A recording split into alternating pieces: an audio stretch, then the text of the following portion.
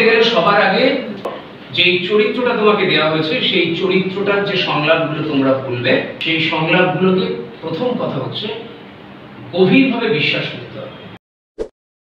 আমি রাগ দেখতে চাই, আমি চরম রাগটা দেখতে চাই, চরম লেভেল। আমারও জীবনটা হেল হয়ে গেছে তোমাকে বিয়ে করে। আমার বাবা মা ঠিকই বলেছিল এরকম ছেলেকে বিয়েই করিস না। বাহ, তোমার বাবা মা আমার কথা চিন্তা করে। তুমিও আমার কথা চিন্তা করো, তা তো দেখতেই পাচ্ছি। দেখলাম তো তোমার বাবা তো চিন্তা করে, ভঙ্গি মেয়েকে আমার গলায় ঝুলিয়ে দিয়েছে। তুমি আর তুমি কি করেছো? কি আমি তোমার কাছে গেছিলাম না তুমি আমার কাছে এসেছো? ওরে ভগবান, ওটা আমার সবচেয়ে বড় ভুল হয়েছে। বলো, আমি তোমাকে বারবার বলেছিলাম আমি বিয়ে করতে পারবো না, আগে নিজের পায়ে দাঁড়াতে শেখো। তো করলে কেন?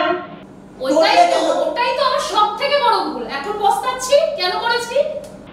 শোনো, আর একটা কথা বলবে না, বেশি বাড়াবাড়ি করলে আমি আবার ডিভোর্স দিতে বাধ্য হব। তোমার দাও ডিভোর্স, দাও।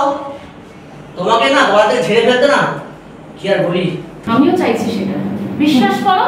আমিও তোমার এবার এখান থেকে মুক্তি চাইছি। আমি আর পারছি না। চলো তাহলে। তোমার মতন এরকম ছেলের সাথে আমি থাকতে পারবো না। থাকতে হবে। একটা চাকরি তো আমার করতে পারে না, সারাদিন ঘরে শুয়ে বসে কাটিয়ে দেয়, আর আমি বাইরে খেটে খেটে মরবো, উল্টা আবার কথা শুনবো। কি খাও তুমি বাইরে?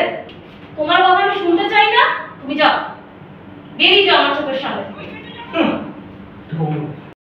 এই যে তোমরা যখন কথা বলছিলে, কথা বলতে বলতে ঘৃণায় অন্যদিকে মুখ ঘুরিয়ে নেওয়াই যায়, কিন্তু তোমরা যেই কারণে এবং যেই কথাগুলো বলতে বলতে মুখটা অন্যদিকে ঘোরাচ্ছিলে, এটার মানে এই দাঁড়ায় যে তোমাদের নিজের উপর কনফিডেন্স নেই। এই কারণেই আমি বলেছিলাম যে সিনেমা সিরিয়াল যেটা দেখতে ইচ্ছে করে সেটাই দেখো।